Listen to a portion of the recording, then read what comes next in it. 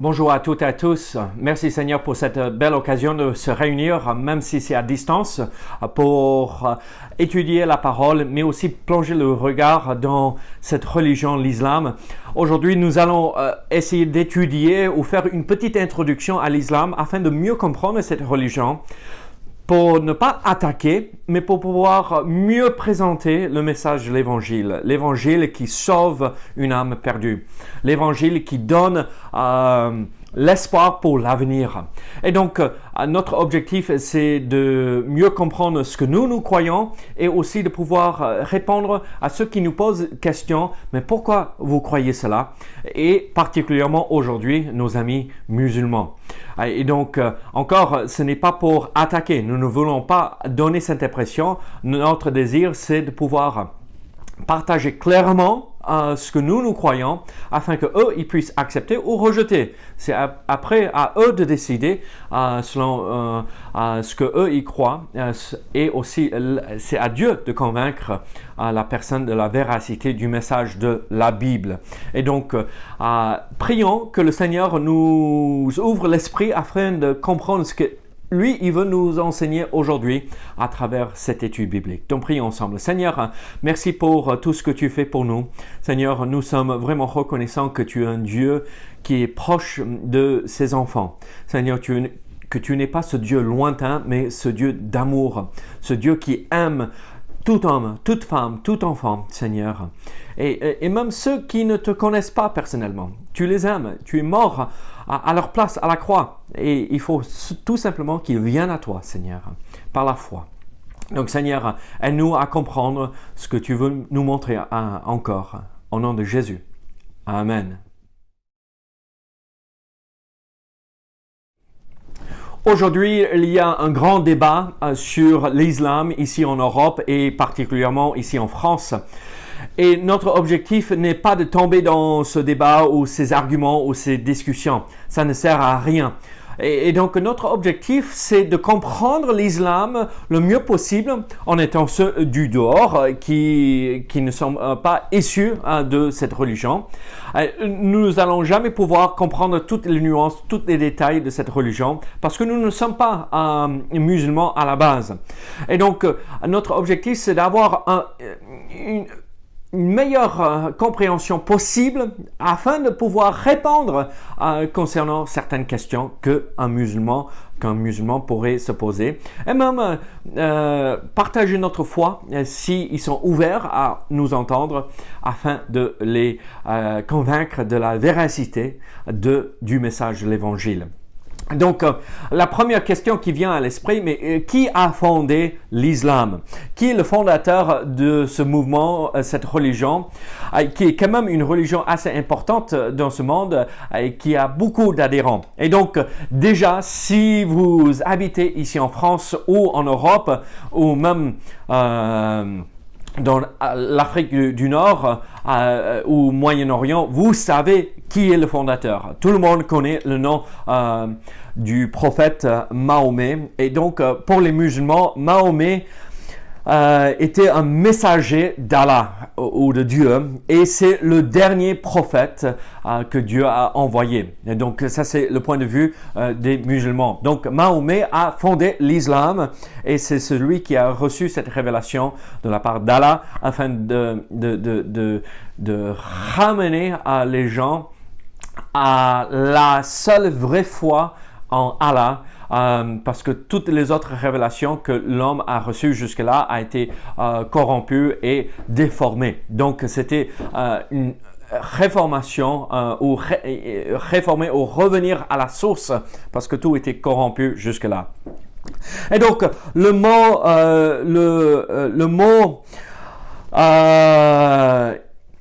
islam ou musulman, ce mot signifie en fait, la totalité, ou islam signifie la totalité ou la complétude. Et donc, c'est ce concept islam ou la totalité, c'est la fondation de la paix pour eux. Et donc, c'est islam est un mot qui est lié avec un autre mot que nous retrouvons dans la religion judaïsante ou le judaïsme avec shalom. Et donc, ces deux religions, c'est des cousins, on va dire.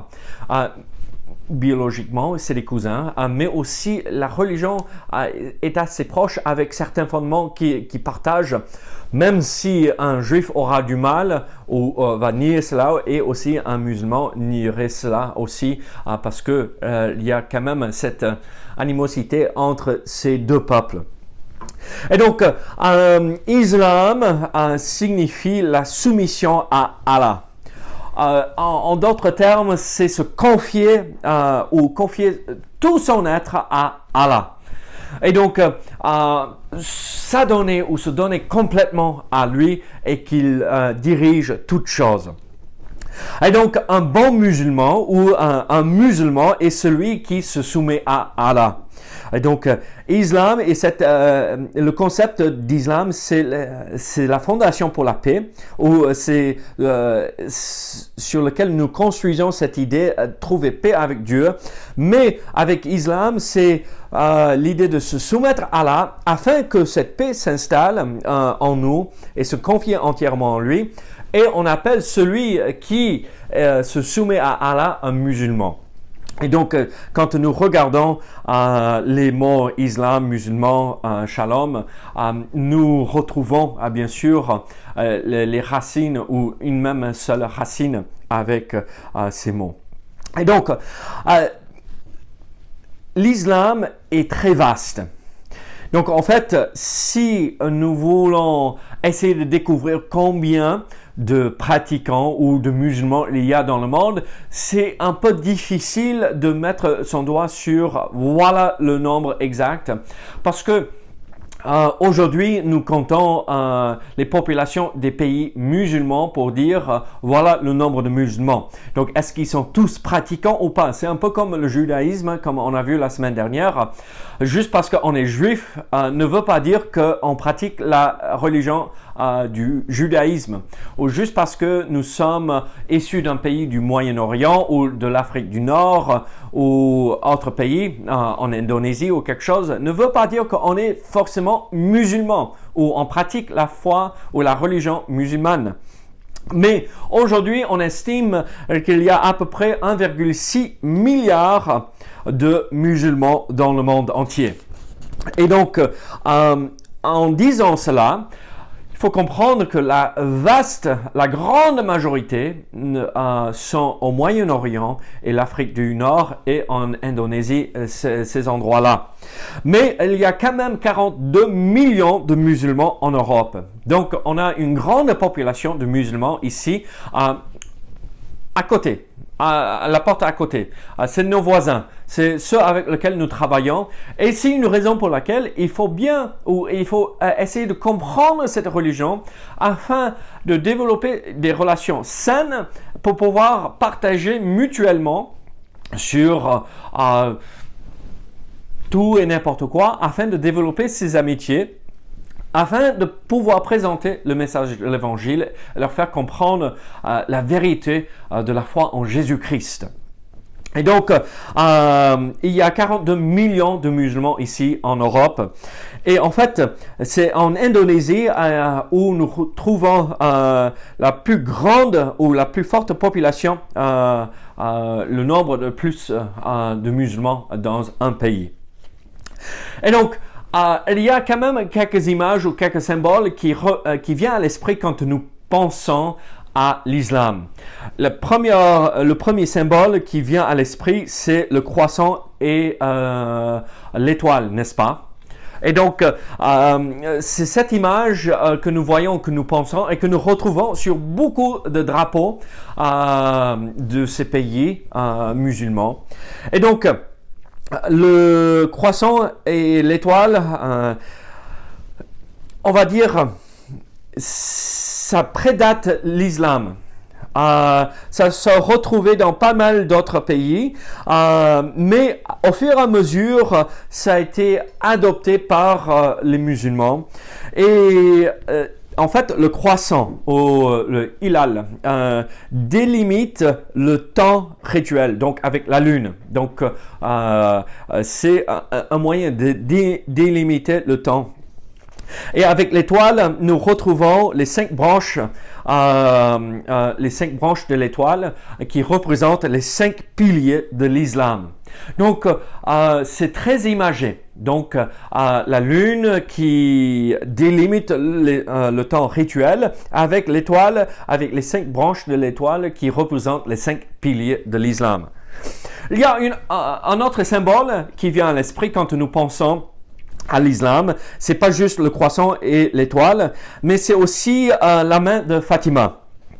Et donc, Fatima était la fille de Mahomet et de son épouse Aïcha. Et la tradition la désigne comme maîtresse des femmes, donc la Vierge et la pure et la sainte.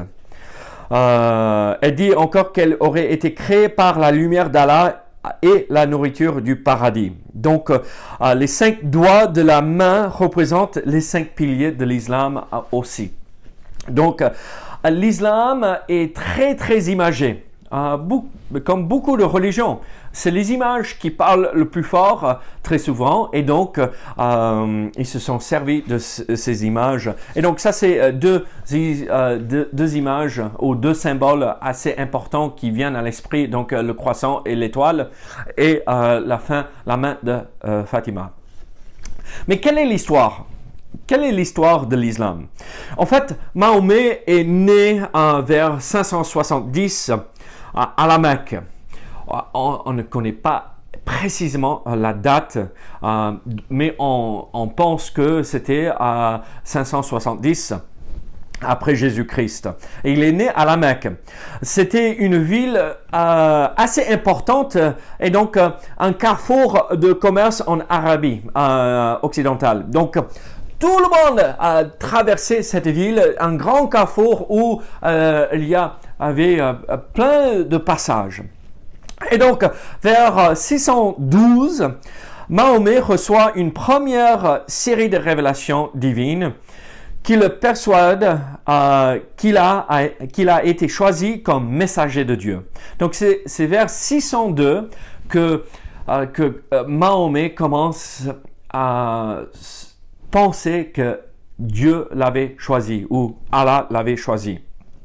Et donc, il commence à apporter le message qui lui a été confié, qu'il y avait un seul Dieu, et donc en arabe, Allah, donc Allah signifie Dieu en arabe, et l'humanité tout entière doit se soumettre à Dieu ou à Allah. Et donc, ça n'a pas plu à beaucoup de gens dans la ville de la Mecque. Et donc, il a attiré pas mal d'hostilité de ceux qui habitaient dans cette ville parce que ça allait à l'encontre de leurs pratiques religieuses parce qu'il était ces gens-là dans la ville de la Mecque étaient polythéistes. Et donc, Mahomet a dû à la fin et immigrer à Médine avec certains de ses disciples à ce moment-là pour fuir ces attaques. Et en fait, on appelle cet exil l'Hégire, pardon si je prononce mal, ou l'Hégire. Et ça s'est passé vers 622 après Jésus-Christ. Donc, ce moment où Mahomet a dû partir et immigrer à Médine, les musulmans ont choisi ce moment, cet événement dans la vie de Mahomet, comme le moment du départ de leur calendrier et leur calendrier lunaire. Donc, ça a marqué le début de l'histoire et le début vraiment de leur réalité en temps ou leur identité musulmane. Alors, à Médine, Mahomet est reconnu comme un chef religieux et militaire. Donc, il commence à être reconnu et accepté. Et il a de plus en plus de disciples, de plus en plus de monde commence à le suivre. Et en fait, en quelques années, la région de Médine passe sous son contrôle. Donc, il devient pas juste un chef, un parmi d'autres, mais le chef. Et il dirige et la Médine devient ou est sous son contrôle. Et donc, en 630, il retourne à la Mecque pour conquérir la Mecque et à ce moment-là, ou à partir de ce moment-là, ça commence à devenir un lieu de pèlerinage pour tous les musulmans. Et donc, il part en 622.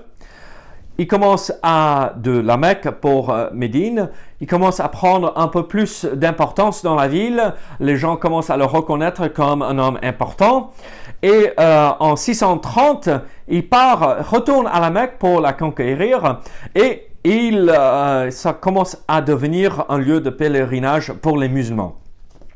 Et à sa mort, juste 2 ans plus tard, en 632, Mahomet, en fait, a réuni plusieurs tribus arabes à l'islam. Ils se sont convertis à l'islam et ils ont accepté cette nouvelle religion, cette nouvelle révélation du dernier prophète d'Allah. Nous voyons alors une histoire très intéressante et basée sur la conquête plus qu'autre chose. Et je sais que immédiatement, certains vont dire, mais David, le christianisme a fait pareil. Et je dirais, oui, le christianisme a fait pareil, mais c'était pas le christianisme de la Bible, c'était le christianisme, une religion avec le catholicisme. Et ce n'est pas du tout ce que Dieu veut. Oui, Dieu veut que nous partagions notre foi, mais on ne gagne jamais des gens à la foi par l'épée ou par force. C'est Dieu qui convainc la personne, pas une personne, pas par force, mais tout simplement en le convainquant de la véracité du message. Donc, oui, malheureusement dans l'histoire, tout a été corrompu et tordu, mais ce n'est pas ce que Dieu voulait. Ça, c'est ce que les hommes ont fait en profitant de certaines choses. Donc, quelles sont les écritures de l'islam? Et nous allons tous dire, bon, il y a un seul livre sacré pour les musulmans, c'est le Coran. Et on a raison pour le dire, mais il y a quand même, je vais revenir sur cela dans quelques instants, mais il y a quand même autre chose qui dirige aussi la pratique et leur foi. Donc, le Coran, c'est un livre sacré qui est soi-disant des révélations qui ont été données à Mahomet. Et ça a été transmis par l'intermédiaire de l'archange Gabriel, ou en arabe, désolé si je prononce mal, mais Jabraïl. Et donc, le Coran est divisé en 114 chapitres, ou, soyons un peu plus précis, il ne faut pas les appeler chapitres, c'est des sourates. Donc, on les appelle des sourates. Et c'est divisé aussi en versets, donc chapitres, versets comme dans la Bible. Mais c'est des sourates et c'est pas pour chapitres et c'est pas des versets, mais c'est des ayats pour versets. Et donc ce n'est pas classé dans un ordre chronologique, ce n'est pas placé dans un ordre thématique, mais c'est classé selon un ordre de longueur décroissante. Donc le plus grand au plus petit, comme vous voulez le comprendre. Donc, classé selon un ordre de longueur décroissante. Donc, pour eux, c'est la parole divine. Et le Coran est à la fois l'acte qui a constitué la religion musulmane, et aussi c'est leur point de repère absolu. Et donc, c'est par Mahomet que cela, Dieu, soi-disant Dieu ou Allah, avait transmis le message par Gabriel et Mahomet a reçu, et après il a retransmis oralement par la suite. Et donc, le Coran, principalement au départ, a été transmis oralement, mais par la suite a été mis en écrit. Donc, à la mort de Mahomet en 632, nous voyons que certaines parties du Coran qui a été oralement transmises sont notées par écrit à Médine par les proches de Mahomet. Et en fait, la tradition nous dit et nous rapporte que des branches de palmier, des pierres plates, des feuilles de papyrus et même autre chose ont été les premiers supports du texte coranique. Et donc, ils se sont servis de plusieurs matériels, de plusieurs choses pour retranscrire ce qui a été transmis jusque-là oralement, mais le mettre à l'écrit. Et donc, c'est dans les années 650 à 655, sous Uthman, le troisième calife, ou le troisième successeur de Mahomet, qu'il a établi la version définitive du Coran. Donc, quelques vingtaines d'années plus tard, après sa mort, enfin, c'est lui Uthman, qui a établi la version définitive du Coran. Et donc, ce Coran, le Coran là, tient compte des différentes traditions et comprend un texte détenu par l'une des épouses de Mahomet, Hafsa. Donc, c'est elle qui a protégé, on va dire, certains de ses écrits. Donc, qu'est-ce que nous voyons par la suite? Nous voyons une autre chose aussi. Donc, il y a le Coran. Et oui, on pourrait entrer en plein de détails concernant le Coran, mais nous n'avons pas le temps. Mais quels sont d'autres écrits chez les musulmans, dans la religion musulmane? Et donc, en fait, dans la religion islamique, nous voyons autre chose, des actes ou des paroles de Mahomet et de ceux qui l'entouraient, ses compagnons. Et c'était des commentaires du Coran et des règles de conduite. On retrouve ça chez nos amis juifs aussi. Donc il y a la Bible hébraïque, mais on a le Talmud aussi. Donc les hadiths c'est l'ensemble constitue la sunna, donc le fondement et les dogmes de l'islam. Donc, en fait, les hadiths ou hadiths sont importants pour le musulman. Donc, il y a ces commentaires et ces autres choses sur le Coran qui accompagnent le Coran aussi, afin de l'interpréter, afin de comprendre comment appliquer ce que nous apprenons dans le Coran. Donc, nous voyons le développement de l'islam, et je sais qu'on s'est arrêté à la mort de Mahomet, mais nous n'avons pas le temps de développer plus loin l'histoire de l'islam. Mais nous voyons aussi, il y a quand même quelques croyances fondamentales de l'islam. Et vous et moi, nous les connaissons comme les piliers de l'islam. Et donc, l'islam comporte 5 exigences fondamentales pour être un bon musulman ou pour être musulman. Et donc, ce sont les 5 piliers de l'islam. Et ces 5 piliers exigent que le musulman fasse une profession de foi, l'aumône, qu'ils fassent des jeûnes ou jeûnes, qui prient et qui se rendent en pèlerinage à la Mecque. Et donc, voilà les 5 piliers. Donc, c'est la profession de foi. Et donc, c'est le shahada. Donc, le premier et le plus important de ces 5 piliers est la profession de foi. Donc, l'islam, vous vous rappelez, signifie soumission. Et vient du mot, ou la racine de ce mot est paix.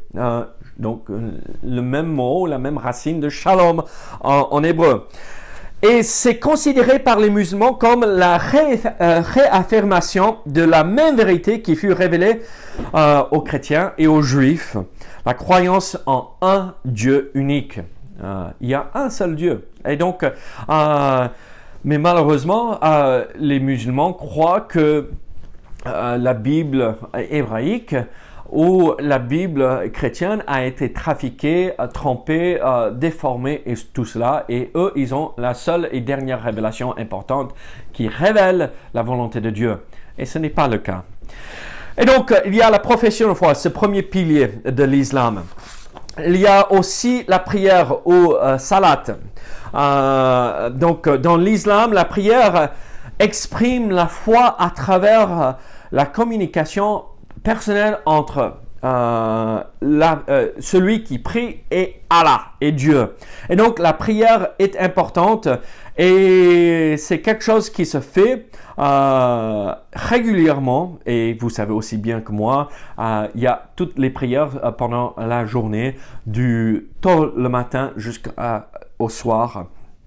Et donc, la salat ou la prière désigne, comment dirais-je, est ce 5e pilier de l'islam. Et chaque musulman doit prier 5 fois par jour ou 5 prières quotidiennes obligatoires. Et donc, il faut être tourné dans la direction de la Kaaba de la Mecque. Donc, il faut être tourné vers l'est ou l'ouest, selon où on se retrouve dans le monde, vers la Mecque. Donc, la prière est mémorisée et récitée. Ce n'est pas des prières comme, on va dire, chez les croyants de la Bible, chez les bibliques, où nous parlons personnellement avec Dieu. Et donc, en tout cas, pas à ce moment-là pour leur prière. Donc, le troisième pilier, c'est l'aumône. Donc, il faut faire des aumônes. Donc, il faut aider les pauvres, il faut faire de l'aumône envers les pauvres et les nécessiteux. Et ça occupe une place très importante dans l'islam. On devrait peut-être prendre note et faire attention à cela parce qu'on pourrait peut-être faire mieux chez nous. Et donc, il y a aussi le quatrième pilier, c'est le jeûne du mois de Ramadan. Et donc, à l'instant, on est plein dedans. Et donc, prions pour nos amis musulmans que pendant cette période où ils traversent ce mois de Ramadan, que nous pouvons peut-être toucher leur cœur avec le message de l'Évangile, quand ils sont peut-être un peu plus sensibles aux choses spirituelles. Et donc, le jeûne du mois de Ramadan, et donc il faut jeûner du lever au coucher du soleil. Et donc, les musulmans s'abstiennent de manger, de boire et d'avoir des relations avec leur épouse. Donc, c'est une période éprouvante pour eux. Donc, soyons sensibles à cela, mais aussi soyons sûrs que nous n'hésitons pas à leur parler quand nous voyons qu'ils respectent le Ramadan, pour poser des questions et pour peut-être les interpeller par rapport à leur foi. Et donc, le 5e pilier, c'est le pèlerinage, le Hajj. Et donc, c'est là où c'est c'est obligatoire une fois dans leur vie de faire un pèlerinage à la Mecque selon leurs moyens.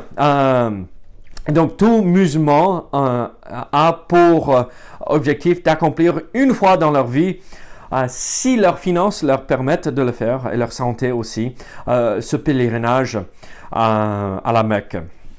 Et donc, c'est là où nous voyons ces milliers et des milliers et des milliers de personnes qui arrivent à la Mecque chaque année. Et donc, il y a 5 piliers dans la religion musulmane. Mais certains ajoutent un 6e et on ne veut pas tomber dans un piège pour polémiquer et avoir des arguments. Mais certains considèrent le djihad comme un pilier de l'islam ou un élément important de la religion musulmane. Et donc, en fait, le Coran parle de la lutte ou djihad 40 fois. Et celui qui combat est appelé Mujahideen.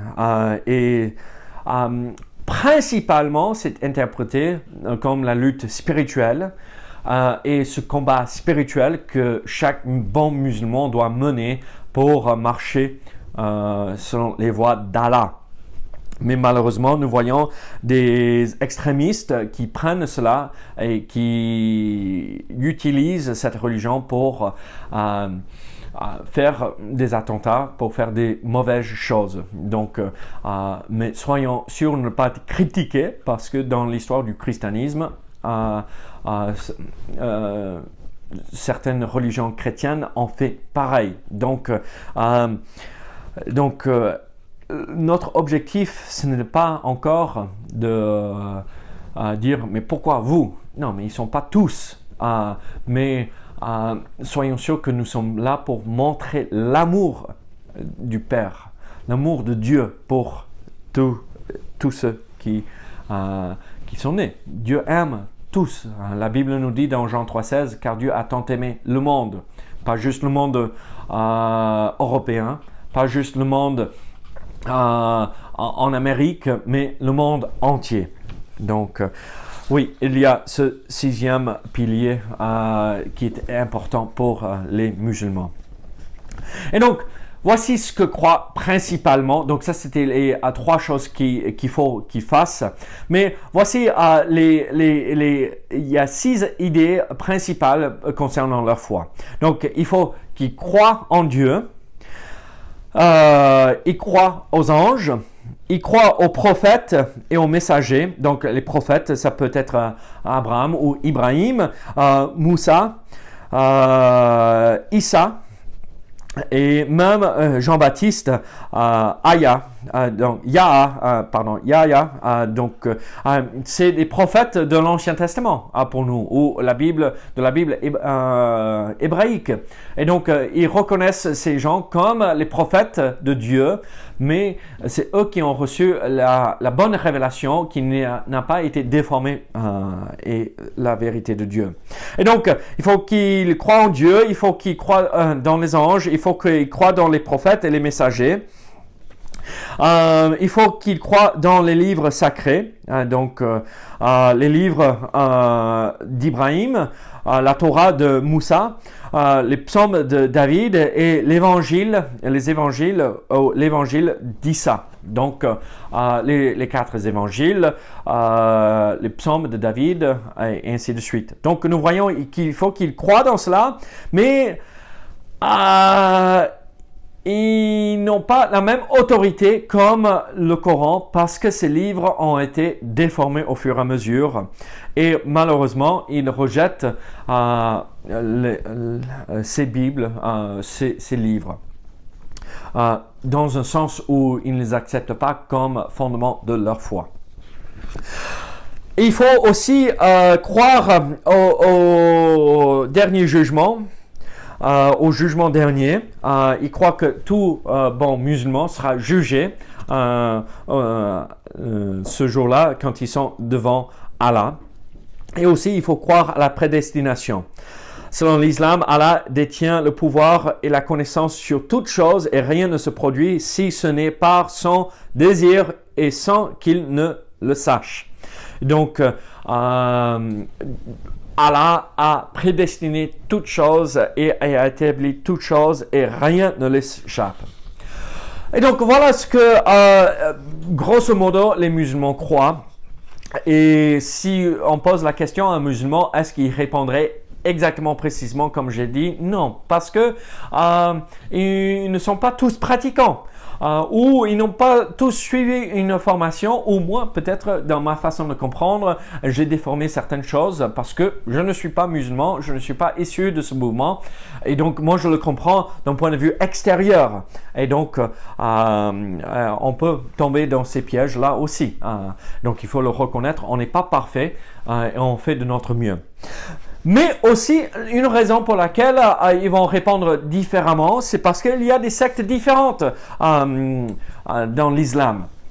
Et donc, il y a deux grandes sectes ou deux grandes branches, on va dire, de l'islam. Il y a les sunnites et les chiites. Et donc, le sunnisme comprend 85% de la population musulmane dans le monde. Et le chiisme, c'est à peu près 15%. Et on dit ça, et donc David, ça c'est 100%. Mais est-ce qu'il y a d'autres branches de l'islam ou d'autres sectes de l'islam? Oui, il y a les soufis et même il y a d'autres. Donc il y a plein de différences chez les musulmans comme chez les chrétiens, entre guillemets chrétiens, chez les juifs aussi, comme il y avait des branches ou des sectes différentes chez dans la religion du judaïsme. Donc, les musulmans chiites sont surtout basés en Iran, mais aussi vers l'ouest en Irak et dans d'autres pays du Moyen-Orient et vers l'est au Pakistan et en Asie du Sud, du Sud-Est. Et donc, la différence entre les sunnites et les chiites vient du désaccord à propos de qui devait diriger le nouveau mouvement après la mort de Mahomet. Et donc, les sunnites pensaient que ça devrait être des dirigeants méritants et capables. Et selon les chiites, ça devrait être un membre de la famille de Mahomet. Donc, un successeur qui mérite parce qu'il a toutes les capacités de diriger. Ça, c'est les sunnites. Mais pour les chiites, non, il faut que ça soit dans la lignée de Mahomet. Et donc, ça a posé problème et ça a causé cette rupture au sein de l'islam et surtout au moment de la mort du petit-fils de Mahomet. Et parce que les chiites pensaient que c'est les sunnites qui avaient assassiné le petit-fils de Mahomet, Hussein ibn Ali. Et donc, ça a posé même problème chez eux. Donc, qu'est-ce que nous voyons concernant les musulmans? Quelles sont quelques pratiques? En fait, il y a la prière, il y a le respect de certaines choses qui sont pas cachères, mais les choses qui sont acceptables ou qu'on peut manger. Donc, il y a halal.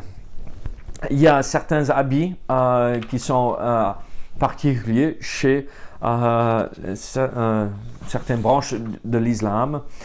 Il y a, comme j'ai dit, halal et haram. Le halal sont les choses qui sont permises et haram sont les choses interdites pour tout musulman. Mais ce n'est pas pour nous, ce qui nous intéresse. Il faut comprendre cela. Il faut comprendre aussi qu'ils sont très liés au calendrier musulman, avec les fêtes musulmanes, avec... vous connaissez toutes ces fêtes que nous on peut imaginer ou voir et entendre parler. Et c'est quand même des moments importants et je vous encourage à aller découvrir cela afin de de savoir de quoi nous parlons afin de pouvoir être raisonnable dans nos propos et savoir quand ils seront sensibles à l'évangile ou pas.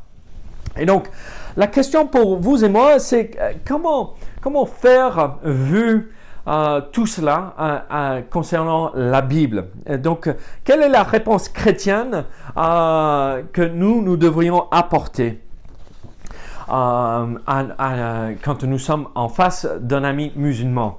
Et donc, la première chose il faut faire en tant que chrétien ou croyant dans la Bible, pas juste chrétien de nom et pas chrétien comme les musulmans entendent, mais chrétien, une personne née de nouveau qui a passé sa foi en Jésus-Christ. Quelle est la première chose que vous et moi on devriez faire? C'est prier. Prier que, oui Seigneur, ouvre mes yeux à des possibilités de partager. Mets dans mon chemin des amis musulmans afin que je puisse être un témoignage pour toi. Et ne pas avoir cette idée d'être fermé et penser qu'un musulman ne serait pas intéressé à ce que nous croyons. Ils seront très intéressés et ils seraient très ouverts à avoir des discussions si nous sommes ouverts à entendre et écouter ce qu'eux ils ont à dire aussi. Donc, soyons très sensibles et priez que le Seigneur nous donne des occasions et qu'il nous envoie à des amis musulmans afin de partager la foi. Mais aussi comprendre, et il faut bien comprendre ce que je vais dire ceci, ne pas mal interpréter, mais comprendre que c'est un combat spirituel. Ce n'est pas le djihad, mais c'est toutefois que nous partageons la foi en Jésus-Christ, c'est un combat spirituel parce que la Bible nous révèle que tout homme est mort spirituellement parlant avant de venir à Jésus-Christ. Donc, c'est un combat spirituel et il faut s'équiper avec toutes les armes spirituelles que nous retrouvons dans Éphésiens chapitre 6, n'est-ce pas? Et se préparer pour être sensible à tout ce qui se passe autour de nous. Mais, donc, prier, être prêt pour cela. Des bons serviteurs de Dieu, des bons ouvriers dans le champ de moisson, mais aussi comprendre que le contact que nous devrions avoir avec nos amis musulmans, c'est comprendre que ça doit être des contacts d'amour. Et dans l'amour de Christ. Regardez ce que la Bible dit dans 1 Jean chapitre 4. 1 Jean chapitre 4 verset 8, la Bible nous dit ceci: « Celui qui n'aime pas n'a pas connu Dieu, car Dieu est amour. » Donc si nous ne allons pas vers eux avec amour, ça remet en question notre foi. Parce que celui qui n'aime pas n'a pas connu Dieu. Mais si nous partons à la rencontre des autres, pas que de nos amis musulmans, mais de tous, avec amour, ça manifeste et ça montre l'amour que nous avons reçu de Dieu, qui est assis sur son trône dans le ciel. Et pourquoi? Parce qu'il est amour. Il est caractérisé par ceci, l'amour. Oui, la sainteté, la justice, la pureté, tous ces autres attributs qui le caractérisent, mais il est amour aussi. Donc, soyons sûrs que nous parlons et partageons l'amour. Et donc, nous sommes appelés à grandir et avancer continuellement dans l'amour. 1 Corinthiens 13, n'est-ce pas? Si je n'ai pas de l'amour, et si je parle, c'est comme un symbole qui retentit et qui sonne faux, une trompette qui sonne faux. Si j'ai toute la connaissance et je n'ai pas de l'amour, ça sert à rien. Alors, partageons l'amour. Faisons comprendre à tous ceux qui nous entourent que Dieu les aime. Parce que ce n'est pas le Dieu que eux ils ont entendu ou ils ont appris en grandissant. Le monde croit que Dieu n'est pas amour. Et Dieu est un Dieu qui est méchant et dur, qui ne prend pas soin d'eux. Mais en fait, la Bible nous révèle, et par notre propre expérience, nous comprenons que Dieu est amour. Et donc, soyons sûrs que nous avons cette mentalité de transmettre l'amour. Parce que, pour être franc, un musulman n'a jamais entendu ou a rarement entendu que Dieu les aime. Et nous servons Dieu par amour. Et eux, ils servent Allah par obligation. Alors, soyons sûrs que nous transmettons l'amour. Soyons sûrs que nous ne les rejetons pas tout simplement parce qu'ils ne sont pas d'ici. Mais accueillons-les avec bras grands ouverts afin de partager la foi.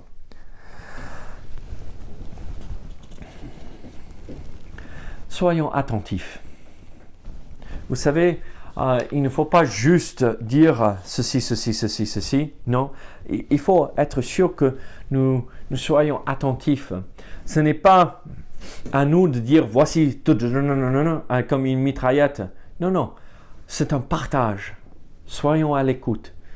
Et si nous les respectons, ils vont nous respecter. Et là, on pourrait peut-être par la suite partager. Alors, comment faut-il faire? En fait, partager, tout simplement. Vivre la foi. Et une chose qui est importante à faire aussi. Un musulman a toujours appris que ce livre divin, ce livre qui vient de Dieu, avec l'Ancien et le Nouveau Testament, il a toujours entendu que ce livre a été déformé et corrompu au fur et à mesure que ça a été recopié et retraduit et ainsi de suite. C'est pourquoi, pour un musulman, la traduction du Coran n'a pas autant d'autorité que le Coran en arabe. La seule vraie autorité, c'est le Coran en arabe. Mais vous et moi, nous avons étudié à l'Église l'histoire de la transmission de la Bible. Nous avons vu comment Dieu l'a préservé divinement à travers l'histoire. Nous avons étudié et nous comprenons que Dieu nous donne ce livre et aujourd'hui nous pouvons avoir confiance dans ce livre qui vient de lui, tout comme ce que nous avons aujourd'hui, voici ce que je veux dire, ce que nous avons aujourd'hui et ce qu'il nous a donné il y a plus de 2000 ans de cela avec l'Ancien Testament et ça remonte même à 3000, 3500, 4000 ans en arrière jusqu'au dernier livre que l'apôtre Jean avait reçu avec l'Apocalypse. Tout cela a été divinement préservé pour nous et pour toute génération depuis qu'il l'a donné jusqu'à aujourd'hui et il la préservera jusqu'à la fin des temps pour nous. Et donc, nous pouvons faire confiance. Et donc, toutes ces études que vous et moi, nous avons fait ensemble à l'Église, prenons le temps de ressortir, réviser cela. Et quand ils nous disent, mais votre livre, ça n'a pas été truqué et trafiqué. Non, regardez. Je peux vous montrer, on a des manuscrits qui datent d'il y a longtemps. Et regardez ce que nous avons aujourd'hui et vous voyez, ça n'a pas changé. Et donc, soyons sûrs que nous faisons ceci. Nous partageons l'Évangile. Et faisons en sorte qu'ils comprennent que ce livre que nous avons devant nous, nous pouvons faire confiance à ce livre parce que Dieu nous l'a donné. Et aussi, il faut comprendre et leur expliquer cette idée de sacrifice propitiatoire, ce sacrifice de Jésus-Christ et comment Dieu s'est incarné, comment c'est possible que Dieu s'incarne. C'est des choses importantes à transmettre et à expliquer. Comment un sacrifice humain pourrait-il effacer le péché? C'est pas possible parce qu'un sacrifice humain est imparfait parce que nous sommes imparfaits. Alors Dieu a dû prendre sur lui forme humaine et vivre parfaitement afin de laver nos péchés par son sang, afin que le pardon soit possible. Alors, nous voyons ces thèmes, ces choses importantes à transmettre. Oui, la Bible, on peut la faire confiance. Oui, Dieu s'est incarné en Jésus-Christ. Non, Dieu n'a pas eu de rapport avec une femme par la puissance du Saint-Esprit. Et il a fait un miracle et il s'est incarné en Jésus, Isa. Mais ce n'était pas un simple prophète. Oui, c'était un prophète, mais c'était Dieu aussi. Et donc, soyons sûrs que nous transmettons ce message. Et moi, je vais clore avec ce verset. Vous le connaissez, et je suis sûr que vous le connaissez, Jean 3,16. Car Dieu a tant aimé le monde. Il a aimé le monde musulman.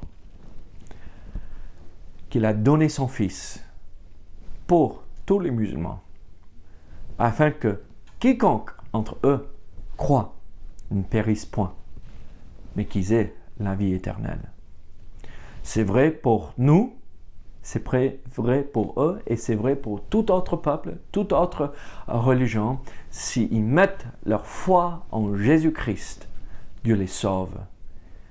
Et nous entrons dans la même famille de Dieu. Nous prions que le Seigneur nous aide à être sensibles et pouvoir partager la foi en Jésus-Christ à tous ceux qui nous entourent, afin de leur transmettre la bonne nouvelle de l'Évangile. Prions ensemble. Seigneur, merci pour tout ce que tu fais pour nous. Seigneur, aide-nous à discerner comment il faut faire face à ce monde musulman. Nous avons la réponse. Aide-nous à le transmettre. Au nom de Jésus. Amen. Que Dieu vous bénisse et vous garde et à très bientôt. Au revoir.